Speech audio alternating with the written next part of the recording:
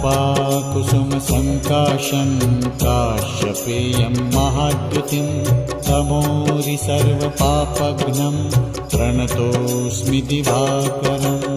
ॐ ह्रां ह्रीं ह्रौं स्वः सूर्याय नमः।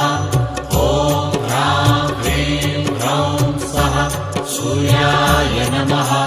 जपाकुसुमसङ्काशं काश्यपेयं महाद्युतिं तमोरि सर्वपापघ्नं प्रणतोऽस्मि दिवाकरम्।